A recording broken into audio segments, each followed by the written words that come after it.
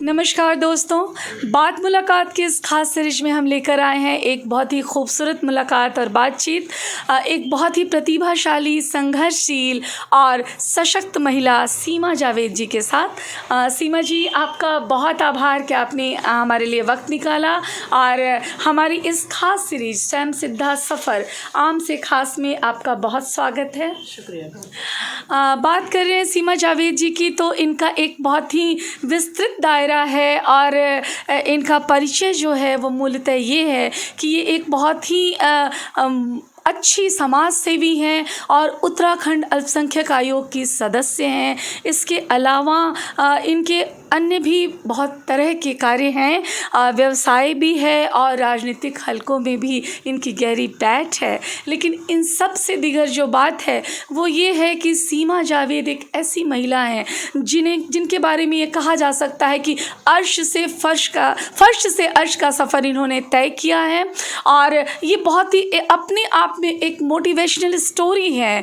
और आज की इस बातचीत की जो एक ख़ास ज़रूरत थी वो ये थी कि 2019 में हमने इन्हें स्वयं सिद्धा सम्मान से सम्मानित किया था। उत्तराखंड की तरफ से स्वयं सिद्धा सृजन सम्मान इन्हें हमारे दिल्ली के आयोजन में जो IIMC सभागार में हुआ था, वहाँ हमने इन्हें ससम्मान आमंत्रित किया था और वहाँ पे इनका सम्मान हुआ था।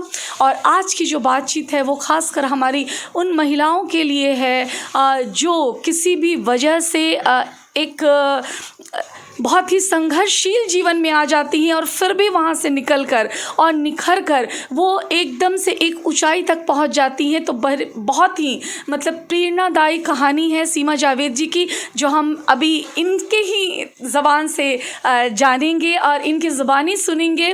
तो सीमा जी, पहले तो मैं आपका बहुत स्वागत करती हूँ। और जो सबसे पहला सवाल है वो ये है कि सीमा जावेद, आपका नाम सीमा जो है वो एक हिंदू नाम है, जावेद जो है एक मुस्लिम सरनेम है। तो आप दो कौम और दो संस्कृतियों का प्रतिनिधित्व कर रही हैं। लेकिन इसके अलावा मैं शुरुआती दौर से जानना चाहूँगी कि सीमा जावेद का बचपन कैसा था, क्या था, और तब से अब तक में जो एक छोटा सा अपना परिचय होता है वो आप हमें दीजिए। जैसा आपने कहा कि सीमा जावेद, हाँ, ये दो कल्चर का नाम है। मेरा बचपन एक ब्राह्मण परिवार में बीता और बहुत अच्छे से बीता, क्योंकि पापा मेरे पुलिस में थे और SP की पोस्ट पर थे। तो हम लोगों ने बहुत अच्छी ज़िंदगी वहाँ पर गुजारी और बहुत अच्छी यादें हैं। उसके बाद जावेद, ये एक हादसा था मेरे साथ, जो कुछ लोगों ने, मुस्लिम समाज के लोगों ने मुझे उससे वहाँ से उठाकर यहाँ ला दिया। यहाँ आने के बाद पहले तो मैं इतनी घबरा गई, इतनी परेशान हो गई थी कि शायद मेरी ज़िंदगी यहीं पर ख़त्म हो गई, अब मैं आगे कुछ नहीं कर सकती। ये कितने साल पहले की बात है? ये लगभग 19 साल पहले की बात है। अच्छा। 2 साल तक तो मैं डिस्टर्ब रही, बहुत ज़्यादा डिप्रेशन में आ गई थी। लेकिन उसके बाद मैंने इस समाज में आना जाना शुरू किया। जब आना जाना शुरू किया तो मुझे लगा कि नहीं, ये लोग भी तो वैसे ही हैं जैसे वहाँ थे। तो जब लोग आते थे मेरे पास अपनी समस्या लेके, मुझे पढ़ा लिखा जान के बहुत सी महिलाएं मेरे पास अपने किसी काम के लिए आ जाती थी, तो उनकी मदद करके मुझे अच्छा लगता था। उनकी मदद करके मुझे अच्छा लगता। फिर ऐसे ये मेरा सफ़र समाज सेवा का शुरू हो गया। तो फिर मुझे लगने लगा कि नहीं, जो मेरे साथ हुआ वो इतना बुरा भी नहीं था, तो कम से कम उससे मुझे इन लोगों की सहायता करने का एक अवसर मिला है। शायद मैं वहाँ होती तो ये सब कुछ नहीं करती और अपनी एक अच्छे ढंग की लाइफ गुजार रही होती। लेकिन यहाँ आके जीवन कैसा होता है वो मैंने देखा है, कठिनाइयाँ कैसे होती है, लोग किस तरीके से अपने जीवन को गुजार रहे हैं, कैसे। सभी समाज में सब तरह के लोग होते हैं, सभी समाजों में अच्छे और बुरे लोग हैं। कुछ लोग अच्छे होते हैं, कुछ लोग बुरे होते हैं। यहाँ पर मुझे शायद जो लोग यहाँ लाए वो इतने अच्छे नहीं थे, लेकिन जिन लोगों के बीच में मैं रही वो मुझे बहुत अच्छे लोग मिले। आज ऐसा है, मदरसों के लोग भी या जो इमाम लोग होते हैं, जो मस्जिदों के ज़िम्मेदार लोग होते हैं, वो भी मेरा रिस्पेक्ट करते हैं, मुझे अपने यहाँ बुलाते हैं, ससम्मान से मुझे मेरी बातों को सुनते हैं। तो मुझे बहुत अच्छा लगता है कि इस कम्युनिटी ने भी मुझे एक्सेप्ट किया है और बहुत अच्छे तरीके से एक्सेप्ट किया है।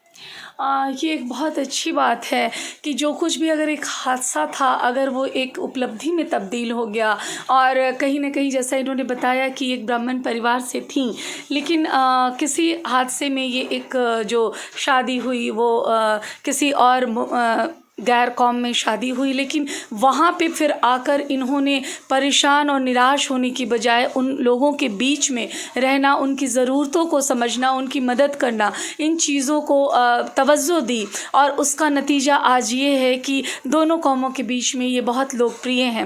लेकिन फिर भी मैं एक चीज़ जानना चाहूँगी कि उस वक्त जो ये हादसा हुआ तो ये जैसे अचानक ऐसा कैसे हुआ कि आप एक पुलिस ऑफिसर की लड़की थी और जैसा आपने बताया कि शायद आपको अगवा करके और कानपुर से लाया गया था, तो इस बीच में कभी क्या ऐसा आपको मौका नहीं मिला था कि आप वापस अपने मायके चली जाती या फिर आप कोई केस मुकदमा कर पाती? मतलब वैसे क्या हालात हुए कि फिर आप उससे बाहर नहीं निकल पाई? उस रिश्ते से नहीं निकल पाने की वजह क्या थी?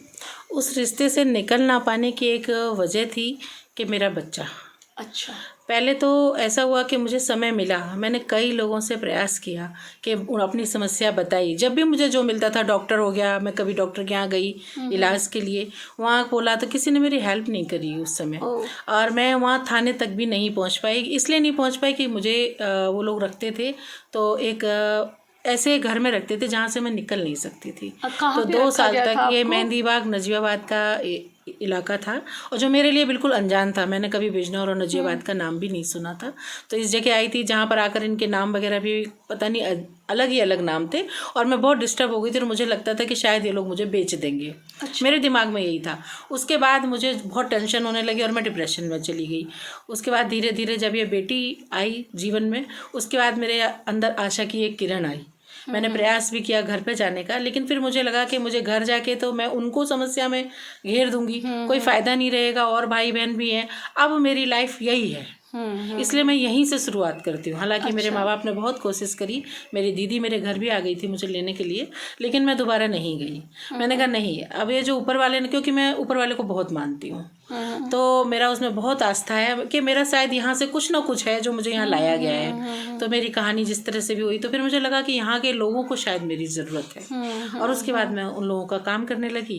फिर मेरी ये उम्मीद बन गई कि मैं अपने बच्चों को अपने हिसाब से पालूंगी और इस समाज को भी अपना जो दे सकती हूँ मैं दूंगी।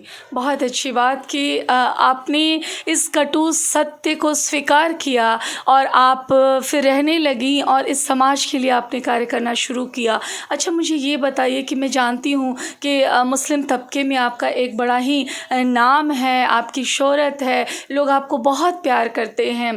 तो सीमा जी, अभी जो समस्याएं महिलाओं की है उसको आप किस रूप में देखती हैं, खासकर इस बिरादरी की समस्याएं जो हैं?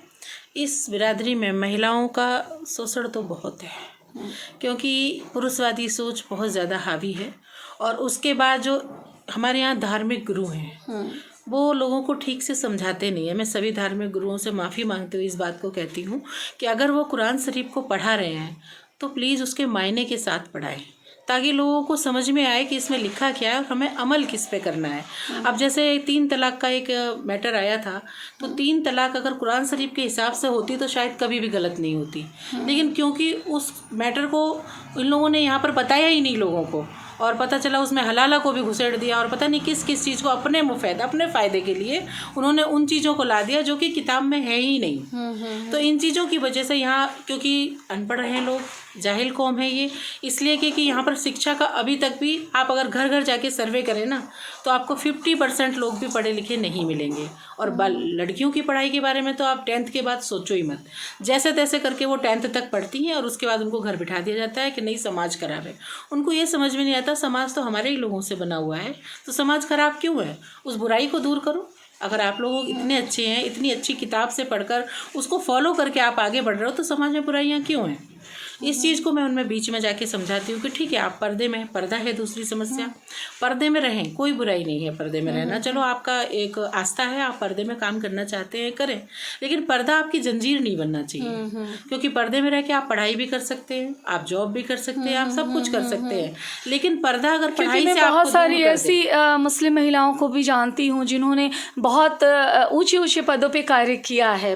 तो इसमें भी कुछ परिवार और कुछ लोग ऐसे हैं जहाँ की लड़कियाँ बच्चियाँ अच्छा कर पा रही है, लेकिन ये कम है, ये प्रतिशत काफ़ी कम है। बहुत कम है, बहुत कम है, क्योंकि ज़्यादातर जो माएँ पढ़ी नहीं है वो कैसे अपने बच्चे को आगे बढ़ाएंगे। मेरा यही कहना होता है, जब भी मैं इस समाज में जाती हूँ, अपनी बहनों के बीच में बैठती हूँ, कि पर्दा अगर आप लोग करोगे, आपने मान लो आपका डिलीवरी केस है, आप जा रहे हो, वहाँ डॉक्टर जेंट्स है, क्योंकि आपने बच्चियों को पढ़ाया नहीं, या किसी अदर रिलीजन का है, तो फिर आपका पर्दा कहाँ रह जाता है। मैं उनको यही समझाती हूँ, जब आपकी बच्चियाँ पढ़ेंगी लिखेंगी डॉक्टर बनेंगी तो आपका पर्दा भी कायम रहेगा। ये बहुत अच्छी बात है कि जब आपकी बच्चियाँ लिखेंगी पढ़ेंगी तो आपका पर्दा भी, आपकी रायत भी काम कर पाएगी और बची रहेगी। तो मतलब अपनी संस्कृति को भी बचाए रखने के लिए ये ज़रूरी है कि हर एक कौम की लड़कियां जो हैं वो शिक्षा का अवसर ज़रूर पाएं। बिल्कुल, ये उनका हक है जी, और ये उनको ज़रूर देना चाहिए। आज बहुत लोग इस चीज़ को समझने लगे हैं और पहले से आंकड़े काफ़ी बढ़ गए हैं। सरकार ने भी बहुत सारी योजनाएं बना दी हैं इन लोगों के लिए, बच्चियों के लिए, अल्पसंख्यक समाज के लिए। तो मुझे लगता है अब इन लोगों को काफ़ी चेंज आया है और अभी थोड़ा और वक्त लगेगा और अच्छा हो जाएगा। जी जी। ये एक बहुत बड़ी बात होती है कि आप किसी और जाति से आते हैं और किसी और जाति के लिए समर्पित हो जाते हैं, तो ये मनुष्यता का एक बहुत ही उच्च भाव है जो कि सीमा जी में देखने को मिलता है। और मैं जानती हूँ कि देहरादून ही नहीं, उत्तराखंड की या देश भर की जो भी उस तरह की मुस्लिम महिलाएं हैं वो बड़े सम्मान के साथ इनका नाम लेती हैं और इनसे बहुत ज़हनी तौर पे जुड़ी हुई हैं, हमेशा हर तरह की समस्याओं में इन्हें याद करती हैं। तो ये जो एक ग्रुप है वो कहीं ना कहीं ये दिखाता है कि हमारे बीच आपसी जो है एक मनुष्यता है, मनुष्यता का बोध जो है वो बचा है, वो ज़िंदा है और मानवता जिसकी हम लोग बात करते हैं कि ये हम सब के लिए बहुत ज़रूरी है, वो कहीं ना कहीं अभी है। अच्छा, मैं सीमा जी ये पूछना चाहती हूँ कि जब आप यहाँ आई और जैसा कि मैं जानती हूँ आपकी तालीम काफ़ी अच्छी है, आपने शायद एमए किया है, एमए हिंदी हैं आप, है ना। तो चूँकि मेरा इनका ताल्लुक़ भी इसी वजह से हो सका था कि इनकी साहित्य में रुचि है और मुझे ऐसा लगा था कि अमूमन महिलाएं जो थोड़े बहुत राजनीतिक सरोकार रखती हैं वो साहित्य से बहुत ज़्यादा प्रभावित होती हों, ऐसा कम देखने में मिलता है। लेकिन सीमा जी के साथ है कि एक बहुत ही गहरी साहित्यिक अभिरुचि इनकी है। तो सीमा जी ये बताइए कि इतनी तालीम याफ्ता होने के बावजूद भी जब आप आई थी और जब कोई नौकरी वगैरह नहीं थी और जैसा कि आपके 4 बच्चे हैं और ये बहुत ही एक अफसोसनाक विषय है कि इनके खामिन ने, जहाँ तक हम लोग जानते हैं, अपनी कोई भी निजी जिम्मेदारियां निभाई नहीं। तो सीमा जी ने बचपन से उन 4 बच्चों को पाला पोसा अपनी बूते पे, अपनी मेहनत से। तो ये फिर कैसे कर सकी और क्या करना पड़ा, जो एक रोजी रोटी की आम समस्या होती है उसमें किस तरह से जूझना पड़ा? शुरुआत में बहुत तकलीफ़ हुई, बहुत परेशानियों का सामना करा। मैंने ही नहीं, मेरे बच्चों ने भी बहुत सामना किया। मेरे बच्चों ने बहुत आर्थिक समस्या का मतलब स्कूल जाते थे, फ़ीस नहीं होती थी, वापस आ जाते थे, इस तरह की बहुत सारी समस्याएं आई। लेकिन धीरे धीरे मैं जुड़ती गई और मैंने छोटे छोटे ऐसे रोज़गार शुरू किए जिससे कि ये समस्याएं ना आए। और मेरी मुस्लिम समाज नहीं, सभी समाजों ने मेरी इसमें बहुत हेल्प करी है। यहाँ के पार्षद हो या विधायक हो या कोई भी हो, उन्होंने मेरी हेल्प करी है। उन्होंने देखा है कि ये करना चाहती हैं तो इनको ये मौके दे देने चाहिए। तो मैं उन सबका धन्यवाद। शुरू से देहरादून में ही आपका वक्त बीता? जी। अच्छा, करीब 19 साल सीमा जावेद जी ने देहरादून शहर को दिया है और जैसा कि ये कह रही हैं कि देहरादून ने भी इन 19 सालों में लगातार इनका साथ दिया है और हर तबके के और हर तरह के लोगों ने इनकी मदद की है। तो धीरे धीरे जो एक संघर्ष का दौर होता है वो ख़त्म होना शुरू हुआ, पहचान के दौर की शुरुआत हुई और अभी जहाँ तक मैं समझती हूँ इनका एक काफ़ी अच्छा ऑफिस भी है और तरह तरह के काम हैं। ये उस तरह की सारी सरकारी योजनाएं जो अल्पसंख्यकों के लिए हैं उनको ये बाकायदा प्रसारित करती हैं। ये लोगों को बताती हैं कि आपके क्या क्या अधिकार हैं, आपको सरकार से क्या क्या मिल सकता है और निरंतर उन चीज़ों पे ये कार्य करती रहती हैं। इसके अलावा सीमा जावेद की एक खासियत ये है कि आप जब भी कोई साहित्यिक आयोजन कर रहे हों, कोई अदबी महफ़िल कर रहे हों, चाहे वो कवि सम्मेलन हो या मुशायरा, तो ये बड़े दिल से उसमें मतलब पार्टिसिपेट करती हैं, सहयोग करती हैं। तो इन सब चीज़ों से इनका व्यक्तित्व जो है वो एक बिल्कुल अलग तरह का रूप लेता है। तो सीमा जी, मुझे ये बताइए कि आपके अपने जो निजी शौक़ क्या-क्या हैं? मेरे शौक़ क्योंकि साहित्य से लगाव है, तो मुझे मुशायरा सुनना, कवि सम्मेलन में जाना बहुत अच्छा लगता है। और हम मुस्लिम राष्ट्रीय मंच की तरफ से उनका आयोजन भी करते आए हैं। आपको भी बुलाया था मैंने। उसके अलावा मुझे डांसिंग का शौक़ है, मैं करती हूँ, पर अपने फैमिली फंक्शन होते हैं तो उनमें करती हूँ। उसके अलावा पढ़ने का शौक़ है, मुझे लिखने का भी शौक़ है। कभी कभी छोटी मोटी कुछ कहानियाँ, कुछ रोचक कविताएँ, किसी का व्यंग मैं लिख देती हूँ। पर यह है कि बस वो लिखने तक सीमित है, वो लिख देती हूँ, बस उसको रख के भूल जाती हूँ कि कहाँ गया है। तो कानपुर शहर से आई सीमा जावेद देहरादून की होके रह गई, तो कानपुर और देहरादून के बीच का जो ये सफ़र रहा, इस वक्त आप कैसा महसूस करती हैं? अब तो मुझे बहुत अच्छा लगता है। अब तो मैं ये सोचती हूँ कि अगर ऐसा नहीं हुआ होता तो शायद मेरी लाइफ कुछ नहीं होती। सीमा की तरह जी के एक आम महिला की तरह मर जाती। हाँ। यही होता ना। लेकिन अब मुझे लगता है कि मैंने जो कुछ पाया है, हाँ, वो कठिनाइयों से ही पाया है। देखिए कितनी एक सकारात्मक बात है, ये पॉजिटिव बात है कि किसी हादसे ने आपको एक इतनी मजबूती दी कि आपको ये लगता है कि मैं एक आम महिला से ख़ास महिला बन पाई। ये जो निजी प्रश्न थे जो अमूमन हम किसी इंटरव्यू में नहीं साझा करते, उसे साझा करने का एकमात्र मकसद ये था कि बहुत सी महिलाएं हैं जो किसी वजह से किसी भी ऐसी शादी में आ जाती हैं जिसमें कि वो नहीं आना चाहती थी और शायद वहाँ वो सुखी और संतुष्ट नहीं होती हैं। फिर भी अगर सीमा जी की तरह सकारात्मक होकर हम चलें तो हम इसे अपनी पहचान का एक अहम हिस्सा बना सकते हैं। और ये एक बहुत ही सच में इंस्पिरेशनल स्टोरी है कि वहाँ पे थक कर टूटने की बजाय इन्होंने संघर्ष का मार्ग चुना। और आज जैसे इन्होंने कहा कि मैं एक आम सीमा बन के रह जाती, पर आज जो सीमा जावेद है उसे सभी जानते हैं। तो सही बात है कि पहचान जो है वो एक सबसे प्यारी चीज़ होती है और आपने उसको पाया, अपने इन संघर्षों में पाया। और अभी जो सीमा जावेद है और आज के 10 या 20 साल बाद की सीमा जावेद के लिए मैं क्या सोचूं, अपने बारे में आप और क्या सोचती हैं, क्या चाहती हैं? मैं अपने बारे में यही चाहती हूँ कि मेरा ट्रस्ट है एक, मैं उस ट्रस्ट के माध्यम से मुस्लिम समाज के लिए ही नहीं, पूरी ह्यूमैनिटी, पूरी मानवता के लिए काम करूँ। और लगातार काम करते करते ही मैं मर जाना पसंद करती हूँ। हाँ, जैसा कि आप लगातार हमारी जितनी भी स्टोरीज़ देखते हैं, जो भी हमारी स्वयं सिद्धा महिलाएं हैं, उनके अंदर ये एक अजीब सा जज्बा है, जुनून है। वो कहती हैं हम काम करते करते ही मर जाना चाहते हैं। तो सच में ऐसा लगता है कि हमारे इस पूरे देश में ऐसी बहुत सी इस तरह की महिलाएं भरी हुई हैं जो समाज को बहुत कुछ दे रही हैं। मतलब समाज ने उन्हें जितना दिया है उसका हिस्सा वो उसको लौटा के जाती हैं।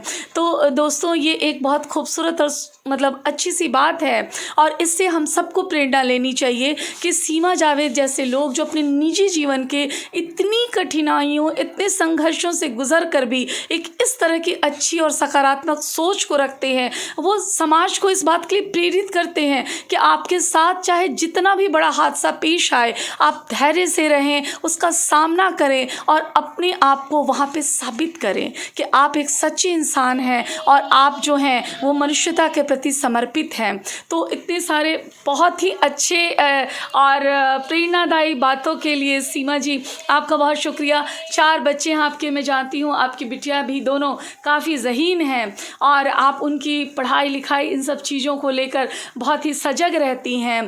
तो जो हमारे यहाँ है कि बेटी बचाओ बेटी पढ़ाओ, इस तरह की चीज़ों को आपने निजी जीवन में अमल का जामा पहनाया है और मैं उम्मीद करती हूँ सभी बच्चों के लिए हमारी शुभकामनाएं हैं कि वो सभी बहुत अच्छे हों और जो कुछ भी आपकी एक पहचान है, आपका एक नाम है, मकाम है, वो उससे भी आगे जाएं, ऊपर जाएं।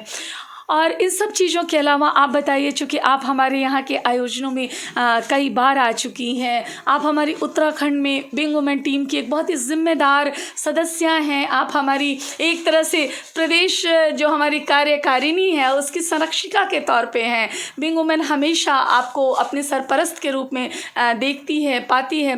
तो आप अपनी तरफ से हमारी संस्था के बारे में बताएं, आपके क्या अनुभव रहे हमसे जुड़ के? आपकी संस्था बहुत अच्छा काम करती है, क्योंकि कि जो महिलाएं इस तरह के काम करती हैं, जंगल में मोर नाचा किसने देखा, लेकिन जब आप सामने लाते हैं ना उन चीज़ों को, उससे बहुत सारी महिलाओं को प्रेरणा मिलती है कि हम भी अच्छा करें। तो ये बहुत ज़रूरी काम है और बहुत अच्छा काम है, और मैं हमेशा इसमें आपका सहयोग देती रहूँगी और उम्मीद करती हूँ कि आपकी बीइंग वुमेन संस्था जो है वो बहुत अच्छी तरक्की करे।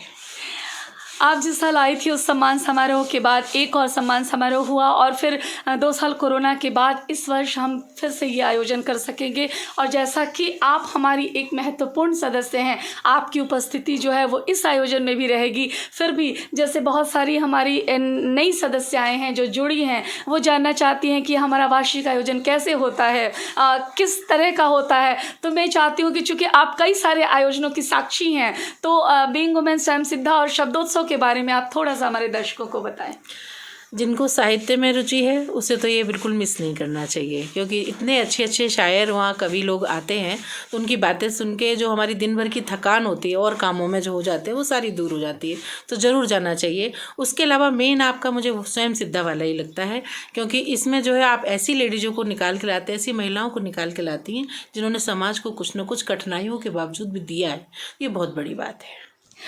तो सीमा जी ने आपको एक छोटी सी तफसील दे दी हमारे आयोजन के बारे में। हम ये उम्मीद करते हैं कि आइंदा, चूँकि हर एक वर्ष हमारे आयोजन होते हैं, तो जब भी आप हमारे आयोजनों की खबर पाएँ ज़रूर आएँ, शामिल हों। हमें भी खुशी होगी कि नए नए लोग हमसे जुड़ते जाएंगे और हमारे यह कारवां बढ़ता जाएगा। और सीमा जी, एक बार फिर से आपका बहुत आभार। आप तो हमारी अपनी हैं, और मैं उम्मीद करती हूँ कि उत्तराखंड में हमारी महिला संगठन को आपसे लगातार सहयोग और स्नेह मिलता रहेगा। और इस बहुत अच्छी और प्यारी सी बातचीत के लिए आपका फिर से शुक्रिया। तो दोस्तों, मुझे उम्मीद है कि आपको ये सीरीज़ बहुत पसंद आई होगी, और आप ज़रूर अपने कमेंट्स हमें दें। सीमा जावेद की ये स्टोरी सुनकर आपको कैसा लगा, आपने क्या महसूस किया, या आप इनके बारे में कुछ और जानना चाहें तो हमें कमेंट बॉक्स में आप ज़रूर पूछें। हाँ, लाइक सब्सक्राइब करें, हमारे चैनल को ज़्यादा से ज़्यादा शेयर करें, ताकि हमारी इस तरह की जुझारू महिलाओं की कहानी ज़्यादा से ज़्यादा लोगों तक जा सके। तो दोस्तों, आज की इस वार्ता को यहीं विराम देते हैं। मिलते हैं फिर किसी और एपिसोड में किसी और स्वयं सिद्धा के साथ, और उसकी बहुत ही नई और अलग तरह की कहानी के साथ। तब तक के लिए अलविदा, नमस्कार।